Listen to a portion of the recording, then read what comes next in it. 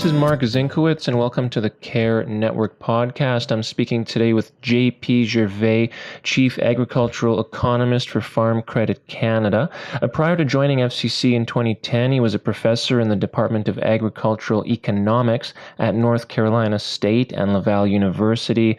J.P. is currently president-elect of the Canadian Agricultural Economics Society. He obtained his PhD in economics from Iowa State University in 1999. JP, I'm curious, you recently wrote about farmers having to increasingly play the role of a CEO in their operations. I'm wondering if you could tell me a little bit more about that. I don't need, as a producer now, I don't necessarily need, or I can't. I really can't.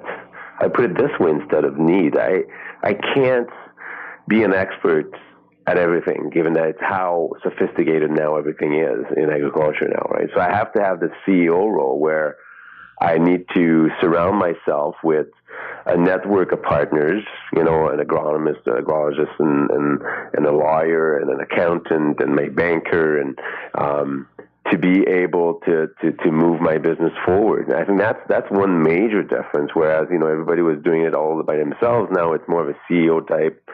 A CEO, and I say this because a CEO is not an expert in many different things, right? He's an expert at, any type of big business like a Steve Jobs or anybody like this, right? If you take it at a very large scale, they're great at seeing where the business is going to go. And they're great at surrounding themselves with good people that can, really pull the weight and lead that business in that direction. And I think, you see more and more of that at the farm level. So I think that's something that I think is likely to continue and even evolve. And those producers that will be able to surround themselves and partner with the right businesses, make sure that they have the right connections to make sure that they are able to get the most out of their fields, out of their animals in terms of diet and all those things. I think those are the ones that are going to be most successful. What are some major reasons, JP, for growers having to play this new role on their farms? I think technology for sure. I mean, this is not new in agriculture. You had lots of innovation and productivity gains and all that, and this is going to continue. But what does that all involve? What are they responsible for looking at? Well, this is how, this is my business. I gotta be an expert in marketing, finance, production, obviously. Can you give me an example of something that's relatively new to the industry that necessitates growers having to take on this new role? I think the biggest example of that, or illustration of that, I think, is big data. Those two words are sort of kind of buzzwords right now, but really, if you think of how now everything that a producer does is connected, and a producer now needs to not only be an expert in what he does, but also be an expert at recognizing who's going to be able to help him out, moving forward. So establishing the network that will allow him or her to be successful. I think this is more and more changing. It's changing the finance industry.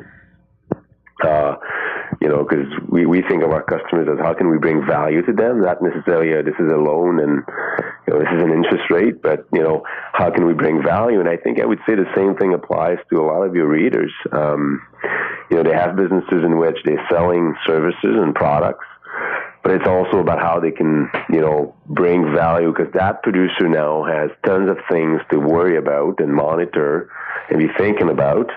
And it's about growing that network, that supporting network around his or her business that I think is now more and more. So we say, producers are more and more sophisticated. And I think that's the case. And I think this is a trend that we're going to continue to see. And if you're looking for an example, I think big data is a pretty good example. And how's big data changing that dynamic exactly? Everything's connected now out in my field.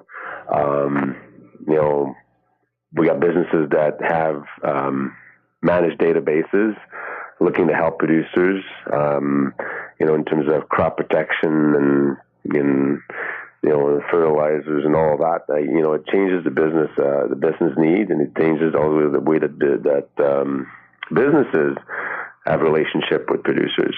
Knowing that growers have to play this new CEO role on their farms, how can agri-retailers better serve their grower customers? What can I do to make sure that this grower can take its business to that next level. I suppose you could say that's the name of the game. That's the name of the game. I mean, we've had 75 years of tremendous innovation here in the ag world, and that's going to continue. So that's not going to change. But I think the level of sophistication now, I think, is just, we're taking it up a notch and making sure that to make sure that we get the rewards of innovation, we need to be on top of our game, and that means everybody, the grower, but the retailers as well. Well, thanks a lot, JP, for joining us on the CAAR Network podcast. Have a great day. Thanks, Marc.